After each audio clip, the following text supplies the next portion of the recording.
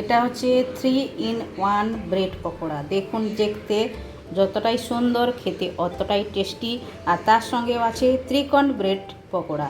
তো কেমনভাবে আমি বানিয়েছি ত্রিকোণ ব্রেড পকোড়া আর 3-in-1 ব্রেড পকোড়া, তাহলে চলুন পুরো ভিডিওতে গিয়ে দেখে নেওয়া যাক।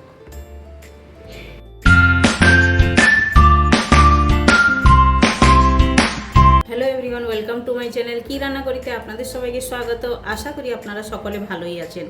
আজ আমি অনেক দিন পরে কুকিং চ্যানেল চালু করলাম, কারণ আমার বাড়িতে কিছু কাজ ছিল, তাই জন্য আপনাদের সঙ্গে ভিডিও শেয়ার করতে পারি না। আজ থেকে আমি চালু করছি আর কুকিং আপনাদের সঙ্গে শেয়ার করব, মানে রেসিপি শেয়ার করব। আপনারা দেখুন, আশা করি আপনাদের খুবই ভালো লাগবে। তো আমি আজ একটা নতুন রেসিপি আপনাদের সঙ্গে শেয়ার করব, যেটার নাম হচ্ছে 3-in-1 ব্রেড পকোড়া।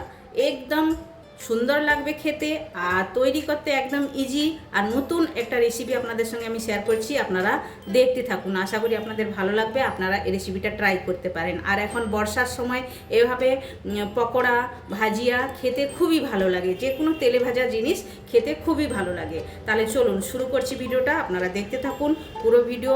আর যারা আমার চ্যানেলে নতুন, প্লিজ চ্যানেলটি সাবস্ক্রাইব করে নেবেন।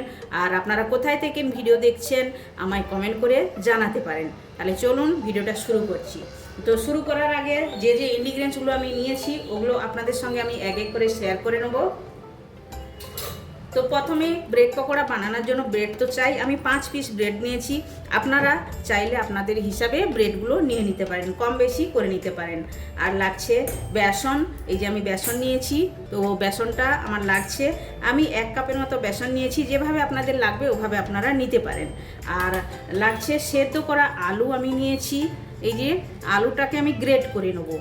আর লাগছে কাঁচা পাকা লঙ্কা আমি কেটে নিয়েছি, আর এভাবে স্লাইস করে পেঁয়াজ কেটে নিয়েছি, আর 3টে আমি লঙ্কা নিয়েছি, আর রসুন একটু থেতো করে নিয়েছি, আর নিয়েছি এটা কস্তুরি মেথি। আর যেগুলো মশলা লাগবে আমি যখন অ্যাড করব আপনাদের সঙ্গে শেয়ার করব। তো প্রথমে আমি কি কাজটা করব, এই যে আমি আলুটা সেদ্ধ করে নিয়েছি, আলুটা আমি এখন গ্রেট করে নেব। এইভাবে আপনাদের কাছে তো গ্রেটার আছে ঘরে, এভাবে গ্রেট করে আপনারা নিতে পারেন। আলু আপনারা ম্যাশ করবেন না, এভাবে গ্রেট করে নেবেন, তাহলে পকোড়াটা খেতে খুবই ভালো লাগবে আর টেস্টি লাগবে। আপনারা এভাবে ট্রাই করতে পারেন। একদম নতুন রেসিপি আপনাদের সঙ্গে আমি শেয়ার করছি, আপনারা এভাবে বানান একবার। তাহলে প্রথমে আমি আলুটা গ্রেট করে নিয়ে আপনাদের কাছে ফিরে আসছি। তো আলুটা আমার গ্রেট করা হয়ে গেছে, এটাও এখন সাইড করে দেবো। এভাবে আমি সাইড করে দিলাম। এখন আমি ব্রেডটা যে নিয়েছি, ব্রেডের এই 4 সাইডে এইগুলো আমি কেটে নেব ছুরির সাহায্যে। এভাবে আপনারা কেটে নিতে পারেন, সাইডগুলো আমার দরকার হবে না। আর সাইডগুলো ফেলাও যাবে না। এগুলো আপনারা কি করবেন সেটাও আমি বলবো, আপনারা দেখতে থাকুন।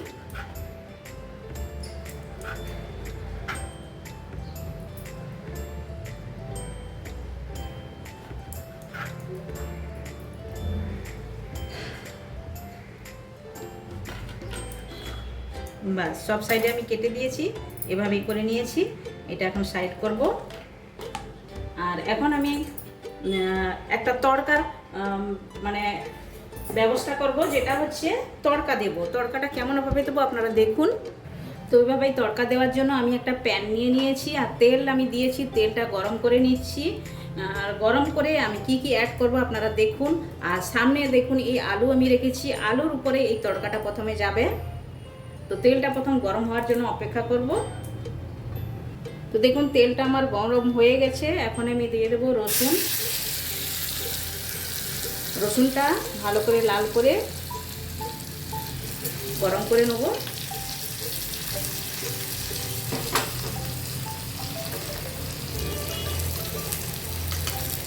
এবার দেখুন গ্যাসটা আমি বন্ধ করে দিলাম, তেল গরম আছে, ওই গরমেই এই রসুনটা ভালোভাবে লাল হবে। আপনারা দেখুন, এভাবে আপনারা একবার ট্রাই করতে পারেন।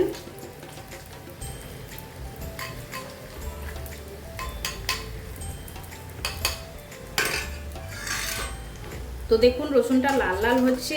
এই টাইমের মধ্যে আমি দিয়ে দেবো, আমি যে কস্তুরি মেথিটা রেখেছি এটা আমি দিয়ে দিলাম। দিয়ে একটু নাড়াচাড়া করব। এই আলুটা ব্রেডের ভেতরে স্টফিংয়ে যাবে।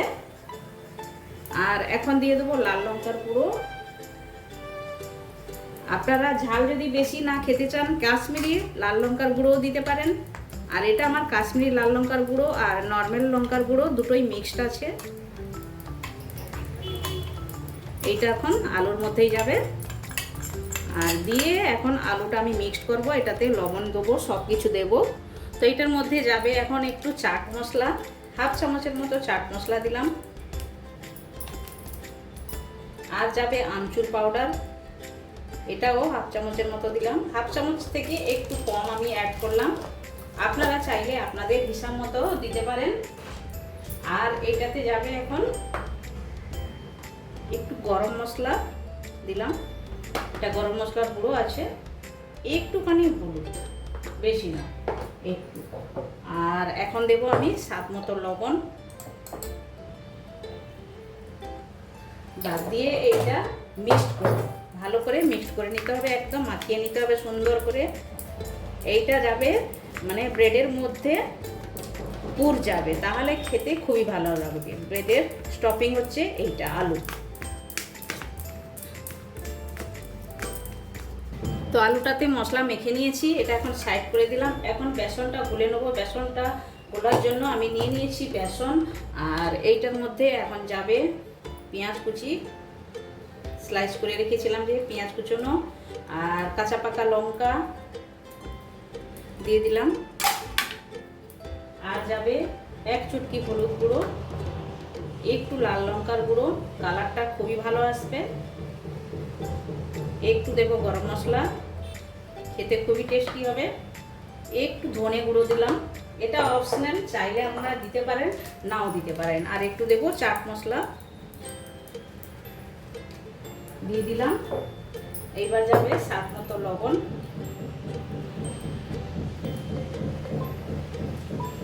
স্বাদ মতো লবণ দিলাম। এবার ভালো করে হাতের সাহায্যে এটা মিক্স করব। হাতের সাহায্যে মিক্স করলে একটু মিক্সটা ভালো হবে। প্রথমে বেসন দিয়েই আমি মিক্স করব। আর এই টাইমে আমি দিয়ে দেবো এই যে আমি ব্রেডগুলো যে কেটে রেখেছিলাম এইটাতে মিক্সড করে দেবো। এইটাতে মিক্সড করলে এটা একদম ক্রাঞ্চি হবে। এক্সট্রাভাবে আপনাদেরকে কোনো কিছু দেওয়ার প্রয়োজন নেই, যেমন চালের গুঁড়ো কিংবা কর্নফ্লাওয়ার এসব দেওয়ার দরকার নেই, এটা দিলেই ক্রাঞ্চি হবে, খেতে খুবই ভালো লাগবে। এভাবে হাতের সাহায্যে ম্যাশ করে দেবো। প্রথমে ভালো করে মাখিয়ে নেবো, তারপরে একটু একটু জল দিয়ে যেমন আমরা ভাজিয়ার ব্যাটার বানাই ওভাবেই বানিয়ে নিতে হবে।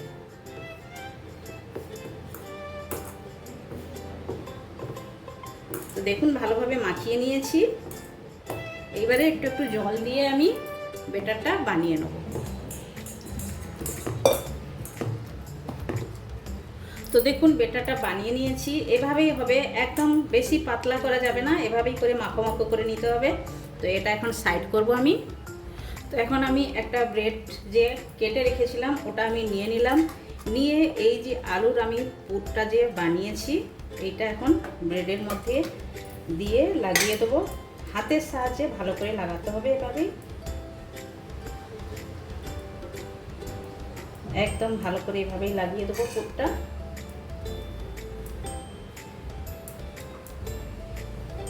খেতে কিন্তু দুর্দান্ত স্বাদের হয়ে থাকে, আপনারা একবার ট্রাই করতে পারেন। এই রেসিপিটা খুবই একটি ভালো রেসিপি আপনাদের সঙ্গে আমি শেয়ার করছি। তো দেখুন ব্রেডটা হচ্ছে 1 আর এর উপরে পুরটা হচ্ছে 2 আর এটাতে এখন যাবে 3 হচ্ছে এই লঙ্কা।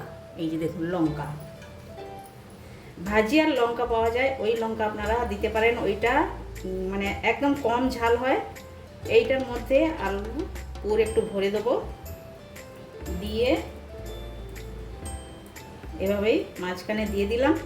দেওয়ার পরে এটাকে এখন রোল করব, এভাবেই করে রোল করে নিতে হবে।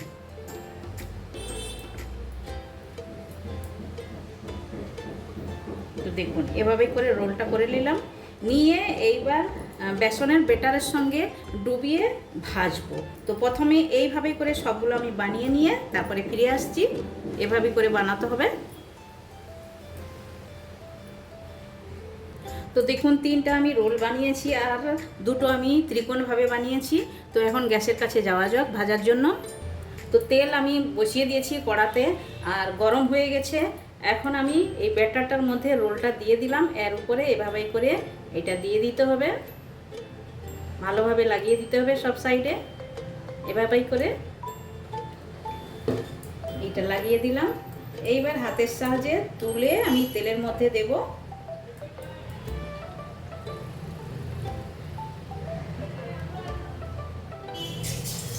দেখুন তেলের মধ্যে দিলাম। তেলটা গরম হওয়ার পরে একটু স্লো করে দিবেন আঁচটা। তো এক সাইড একটু ভাজা হয়ে গেছে, এটা টন করে দেবো এইভাবেই দিয়ে। ও সাইডেও ভালো করে লাল লাল করে ভাজা করব। তো দেখুন একটা লাল লাল করে ভাজা হয়ে গেছে, এটা তুলে নিচ্ছি। এভাবেই করে সবগুলো ভেজে নেব। তো দেখুন সবগুলো ভেজে একদম রেডি হয়ে গেছে। এখন প্লেটিং করে আপনাদের সঙ্গে আমি দেখাচ্ছি আপনাদেরকে। তো আপনারা সবাই দেখুন আমি প্লেটিং করে নিয়ে নিয়েছি। আর দেখতে যতটা সুন্দর, খেতে অতটাই টেস্টি। আর দেখুন 3 in 1 একদম ভালোভাবে দেখা যাচ্ছে। আপনারা এটা সসের সঙ্গেও খেতে পারেন, খেতে খুবই টেস্টি লাগবে। আপনারা সস দিয়ে খেতে পারেন, কিংবা গ্রিন চাটনি দিয়েও খেতে পারেন, কিংবা চায়ের সঙ্গে, মানে বৃষ্টির দিনে একদম ভালোভাবে জমে যাবে। আপনারা রেসিপিটা ট্রাই করতে পারেন। তো আপনারা একবার বানান, খান, আর কমেন্ট সেকশনে গিয়ে কমেন্ট করে আমায় বলুন আপনাদের 3 in 1 ব্রেড পকোড়া কেমন লেগেছে। ভালো লেগে থাকলে লাইক, শেয়ার, কমেন্ট করবেন। আর যারা নতুন আমার চ্যানেলে, প্লিজ চ্যানেলটি সাবস্ক্রাইব করে নেবেন। বেল আইকন অবশ্যই প্রেস করবেন, তাহলে নিত্য নতুন রেসিপি আমি যখনই শেয়ার করব আপনাদের কাছে পৌঁছে যাবে। তো আবার দেখা হচ্ছে নতুন কোনো রেসিপির সঙ্গে। সবাই ভালো থাকবেন, সুস্থ থাকবেন। আপনারা আপনাদের কিমতি টাইম আমায় দেওয়ার জন্য আপনাদেরকে অনেক অনেক ধন্যবাদ।